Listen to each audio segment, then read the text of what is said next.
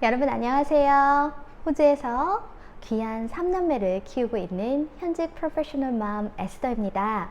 자, 오늘은 여러분하고 같이 사춘기에 접어들면서 방황과 일탈을 일삼고 마음의 문을 완전히 닫아버린 우리 자녀들과 그리고 그 부모님들을 위해서 이 영상을 찍습니다. 부모님들이 이 영상을 보실 가능성이 높으신데요. 얼마나 마음이 힘드시고 또 얼마나 속이 상하십니까? 제가 그 마음을 다 헤아릴 순 없지만 오늘 이 영상이 우리 부모님들에게 자녀와의 관계를, 특히 마음문을 닫아버린 우리 자녀와의 관계를 회복시키는데 조금이라도 도움이 되는 마음으로 이 영상을 올려드립니다. 자, 오늘은 제가 조금 전에 이야기한 것처럼 사춘기가 되어서 내지는 사춘기 전에도 부모에게 마음문을 닫아버리고 그리고 반항과 그리고 일탈, 그리고 이 모든 부모님들이 참 너무 마음 아프게 받아들일 수 있는 그런 부정적인 행동을 하는 아이들의 그 심리와 그리고 우리가 그것을 어떻게 받아들이고 그리고 이 관계를 어떻게 좀 더 나아질 수 있게 하는지 그것에 대해서 이야기해보고자 합니다. 제가 며칠 전에 책을 읽다가 한 설문조사를 보았습니다. 설문조사가 무엇이었냐면 우리나라 대한민국의 사춘기 자녀들에게 이런 설문조사를 한 거예요. 여러분들이 부모님과 좀 더 나은 좋은 관계를 갖기 위해서 부모님들이 꼭 고쳐줬으면 하는 그 덕목이 무엇입니까? 라고 물어봤을 때요. 그런데 참 이것을 보면서 제 마음이 아팠습니다. 자, 그 첫 번째 1위가 아이들이 부모님에게 정말로 원했던 그 1위가 무엇이냐면 부모님들도 우리에게 잘못을 하지요. 근데 부모님이 잘못하셨을 때 자신의 잘못을 기꺼이 용서를 구하셨으면 좋겠다, 이 이야기를 하였다고 해요. 그리고 2위가 부모님이 자신의 감정, 특히 화나 분노, 이렇게 부정적인 감정을 잘 다스리실 수 있었으면 좋겠다. 그리고 세 번째는요, 부모님께서 말로 하신 그 자신들이 말과 행동이 일치하셨으면 좋겠다. 요 세 가지가 1위, 3위로 이렇게 나왔다고 합니다. 이것을 보면서 전 참 많은 생각을 하게 되었거든요. 사실은 이게 우리 관계를 위해서 단순히 마음문을 닫아버린 사춘기 자녀뿐만 아니라 무언가 잘 되어가지 않는 그 관계 속에서 꼭 있어야 되는 세 가지 덕목이 아닐까, 그런 생각을 해보았습니다. 자, 첫 번째로 우리 아이들이 부모님에게 원했던 것은 부모님이 우리에게 잘못을 했을 때 진솔하고 겸손한 마음으로 우리에게 사과를 해주셨으면 좋겠다, 이 이야기였습니다. 저의 첫 번째 영상이 그거였어요. 진심으로 용서를 구할 때 나타나는 기적. 자, 여러분 그거 아세요? 저는 그랬어요. 저는 한국에서 살 때 저희 부모님이라든가 아니면은 저의 상사라든가 아니면 저보다 나이가 많거나 아니면 파워가 조금 더 있으신 분들에게 제가 분명히 부당하고 마음이 아픈 일이 있었습니다. 물론 그분들이 100% 잘못한 게 아니라 제가 어느 부분에 기여를 한 거는 분명히 있었지만요.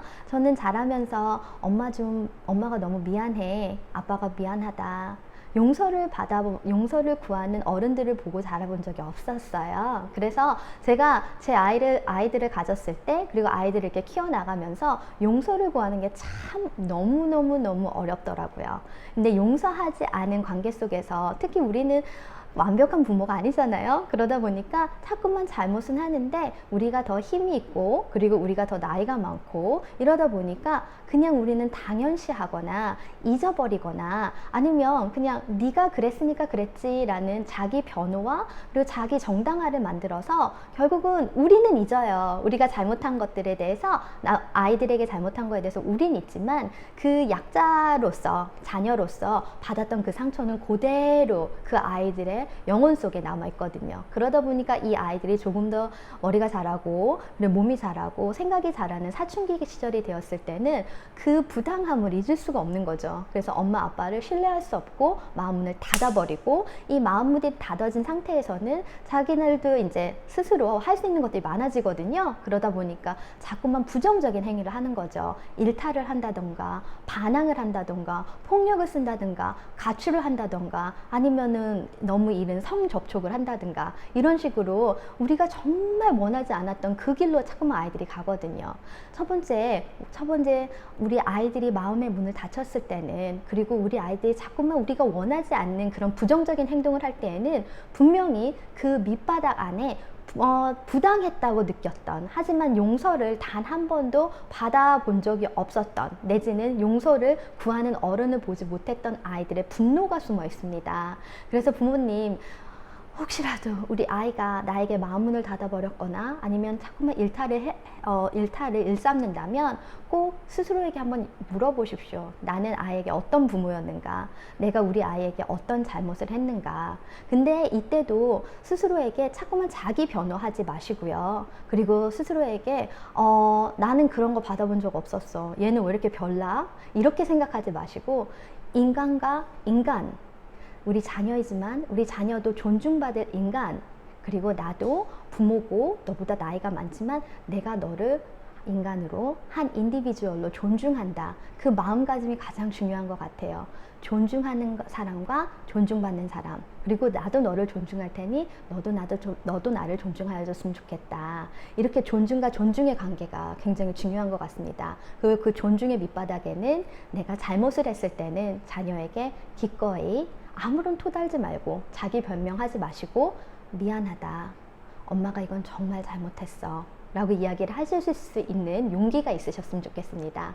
그런데 이게 특히나 버릇이 되지 않았고 단 한 번도 보지 못하신 분, 특히 우리나라 이 정서 속에서는 어른이 아이에게 미안하다 진심으로 이야기하는 것이 아주 큰 용기가 필요합니다. 그래서 말로 하기가 너무 어려우시다면, 그리고 이 아이가 사실은 그동안 많이 쌓인 분노가 있거든요. 그래서 엄마가 한번 이렇게 이야기한다고 해서 아이고 어머님 하고 엄마를 안아주지 않을 거예요. 그리고 엄마랑 이야기하고 싶지도, 아빠랑 이야기하고 싶지도 않을 겁니다. 그럴 때는요, 굳이 그 아이를 잡아 끌어서 내 말 좀 들어봐, 내가 너한테 미안하다고 하고 싶어 라고 하기보다는 편지를 써주시는 것도 좋습니다. 특히 손편지의 위력에 대해서 저는 정말 많은 경험을 했거든요. 우리나라 너무 바쁘지요. 바빠서 얼굴 보고 살 시간도 없는데, 사실은 드라마 한 편 안 볼 시간에 손편지, 아이에게 진심이 담긴 그 손편지 하나를 써주시면서 이때 기억나니? 이런 일이 있었어. 엄마가 너에게 이렇게 이야기를 했어.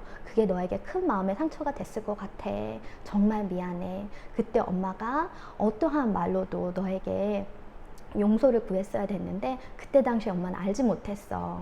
그래서 오늘 이렇게 용기를 내어서 너에게 용서를 구한다. 엄마를 용서해 주겠니? 이런 식으로 짧게라도 꼭 손편지를 쓰셔서 마음문도 닫고, 그리고 실제적인 자신의 방문도 닫은 아이, 그 방 밑에다가 하나 넣어주세요. 그래서 그걸 읽었을 때 아이의 한꺼풀의 분노가 벗겨지는 그런 경험을 하실 겁니다. 물론 아이가, 우리나라 아이들 정말 착해요. 정말 착해요. 여기서 착하다는 건 뭐냐면, 자기들이 부당하고 힘든 일을 겪어도 부모님들에게 막 반항하거나 아니면 막 욕설을 한다던가 아니면은 자기네들이 막 미쳐 돌아가거나 이런 아이들은 많지 않아요. 그런 아이들이 있다면 이미 그런 아이들의 마음속에 켜켜이 묵혀있는 굉장히 큰 부당함들과, 그리고 지금까지 한 번도 용서를 구하는 경험을 하지 못했기 때문일 거예요. 우리 아이들이 얼만큼 착하냐면, 제가 이제 호주 친구들도 만나고 외국 친구들도 만나고 한국 친구들도 만나는데, 이 한국 친구들을 볼 때마다 느끼는 짠함이 있어요. 심지어 사춘기 친구들을 볼 때도 짠함이 있어요. 이 아이들의 그 근조 속에서는 내가 엄마한테 이러면 안 되는데, 내가 너무 속상하지만 내가 참아야지, 내가 너무 아프지만 그래도 티내지 말아야지, 이런 마음이 되게 있어요. 근데 그런 것들이 이렇게 외국 아이들에게는 그런 게 별로 없거든요. 그런 걸 보면서 한국 아이들의 그 사춘기 아이들을 보면서 특히 막 문제 행동을 하는 아이들을 볼 때 마음이 짠해요. 자, 첫 번째로 부모님, 여러분들이 사춘기 자녀들과 힘든 상황을 겪고 있다면 여러분이 잘못한 것은 없는지, 잘못한 것이 있다면 자기 변명하지 마시고 책임 전가하지 마시고 엄마가 정말 미안해, 엄마는 그렇게 말하지 않았어야 됐어 라고 아이에게 진심을 다해 사과를 해보십시오. 사과가 너무 머쓱하고 힘들다면, 아이가 그 사과조차도 받아주는다고 생각들지 않는다면 편지를 써보시는 것도 하나의 방법이 될 수 있습니다. 자, 그리고 두 번째는요, 아이들이 아까 이야기했던 말, 엄마도 아빠도 자신의 감정을 조절해 주셨으면 좋겠다, 이런 이야기를 했습니다. 자, 여러분, 자신의 감정을 조절한다는 거는 우리가 성숙의 단계에 올라가는 방법과 또 같은 것 같아요. 자기 자신을 알지 못하는 사람들은 특히나 부정적인 감정, 화나 분노, 욱하는 성질이 올라왔을 때 자꾸만 남 탓을 합니다. 자꾸만 상황 탓을 합니다. 그리고 내가 이렇게 하는 건 누군가가 나를 이렇게 만든 거야. 그 상황이 나를 이렇게 만든 거야. 하지만 그거는 책임 회피입니다, 여러분. 우리 안에서 만들어진 이 감정의 주인은 우리입니다. 그런데 이것을 우리가 계속 억압을 하면서 내가 이런 감정을 가졌지, 내가 이거를 고쳐봐야지, 스스로는 할 수가 없는 부분들이 있어요. 특히 어머님도 아버님도 완벽한 부모도 아니지만 우리도 완벽한 부모 밑에서 자라질 못했어요. 그러다 보니까 그분들에게 받았던 상처, 그런데 그게 해결되지 않았던 상처들이 자꾸만 우리로 하여금 우리도 이해할 수 없는 행동을 하게 하거든요. 그래서 자기 자신을 알아가는 것, 그것이 여러분의 감정을 컨트롤할 수 있는 첫 단계라고 저는 생각을 합니다.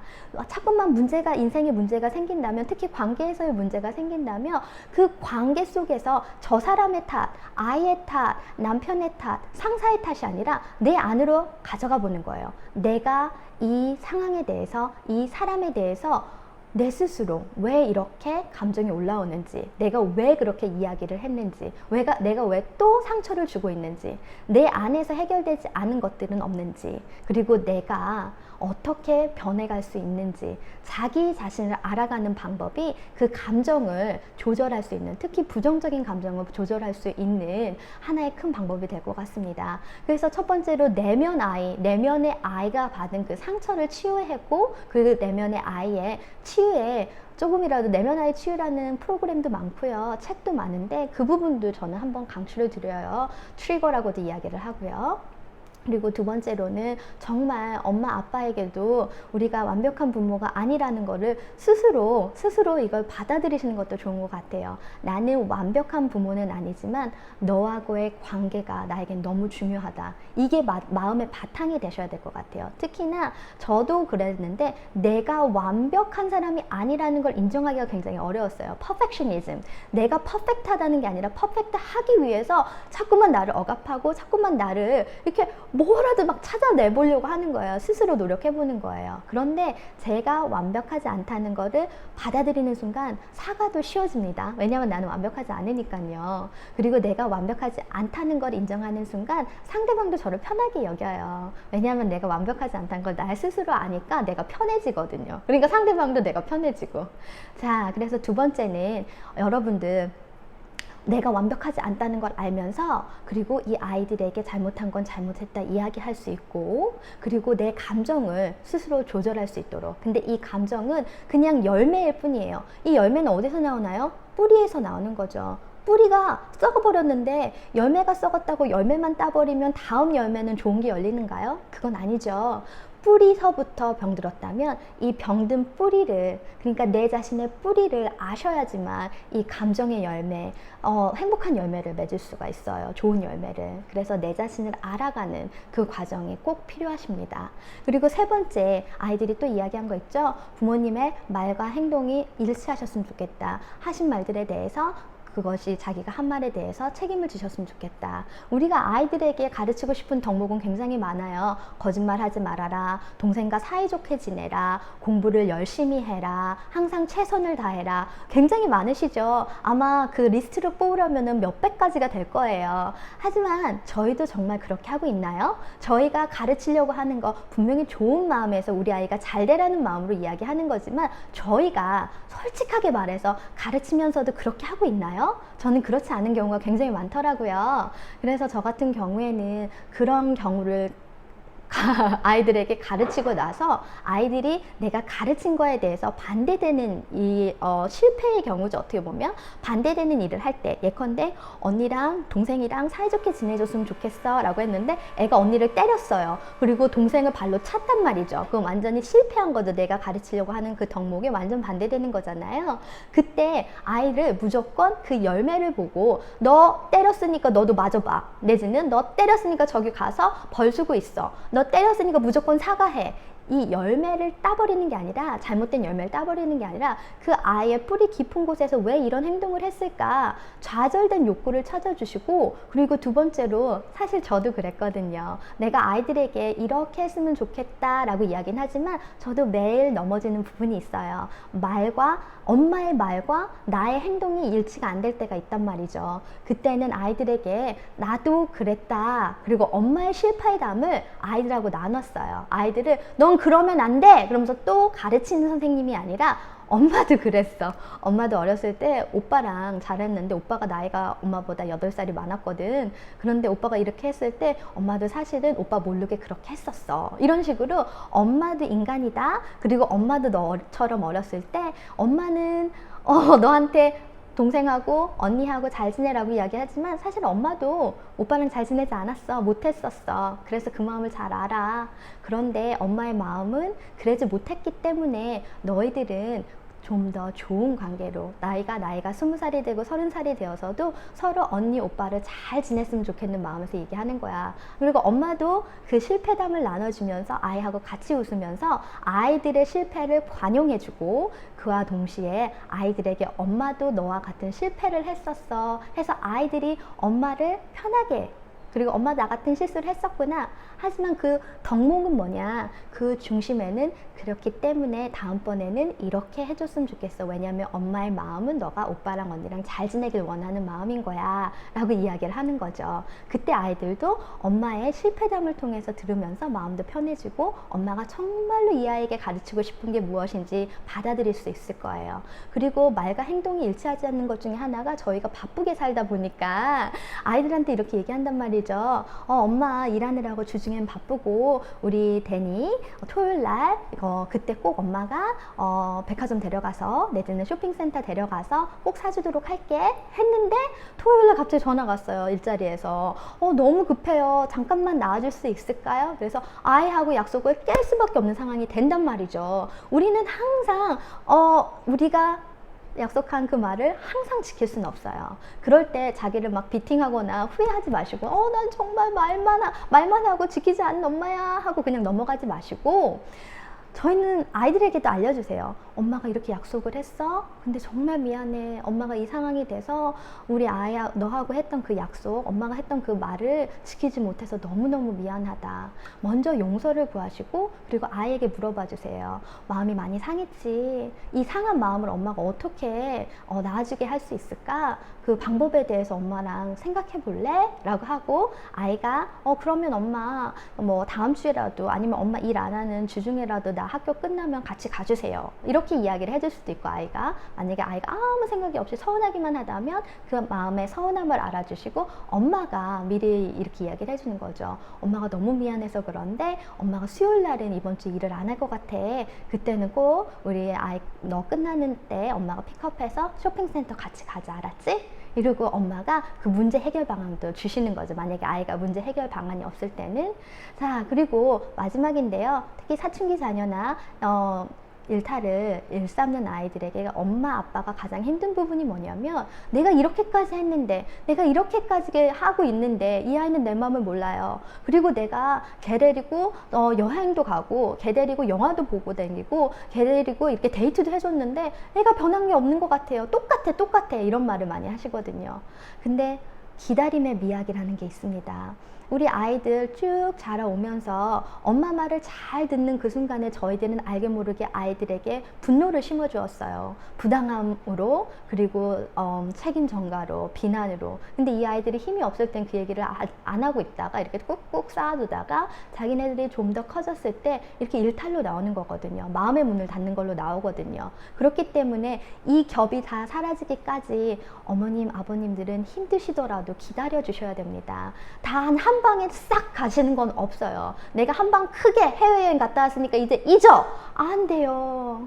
내가 너를 위해서 영화도 보고 그리고 너를 위해서 이렇게 돈을 주었으니까 이젠 잊어! 한 방에 끝내자고! 안 돼요. 인간관계라는 거는 내가 주었던 그 결만큼 이 아이 결결이 쌓여있는, 겹겹이 쌓여있는 그 분노와 수치심과 좌절감과 죄책감이 다 사라질 때까지 엄마가 계속해서, 아빠가 계속해서 기다려주는 거예요. 그리고 이 아이의 마음이 다 나아질 때까지 그 겹겹마다 그 부정적인 그 겹에 또 다른 긍정적인 거, 그 부정적인 그 겹에 또 다른 신뢰의 무슨 어떤 거, 그리고 그 부정적인 그 마음에 또 다른 좋은 말 하나, 이렇게 해서 그 겹겹을 다 사라지게 하는 거죠. 그러기 위해선 기다림이 굉장히 중요합니다. 기다리시면서 소리 지르고도 싶으실 거고, 기다리면서 욕하고도 싶으실 거고, 기다리면서 에이 못해 먹겠네 이럴 수도 있을 거예요. 하지만 우리가 기다려 주었을 때 이 아이가 우리가 가장 원하지 않는 그 모습을 할 때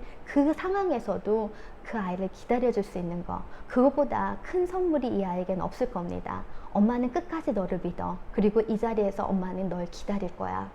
이 마음가짐이 우리 아이들을 마음문을 닫았고 일탈을 일삼는 아이들에게 아주 크게 나는 돌아갈 곳이 있다, 이 마음을 심어줄 수 있을 겁니다. 자, 오늘도 너무너무 마음이 아프시고 힘드셨을 텐데요. 혹시 제 이야기가 조금이라도 도움이 되셨으면 좋겠습니다. 두고 끝나는 것이 아니라 한 가지만이라도 꼭 상처받은 그 아이에게 꼭 실천해 주셨으면 좋겠어요. 감사합니다. 그리고 저에게는 구독과 좋아요가 아주 큰 힘이 되니까 잊지 말고 눌러주세요. 감사합니다.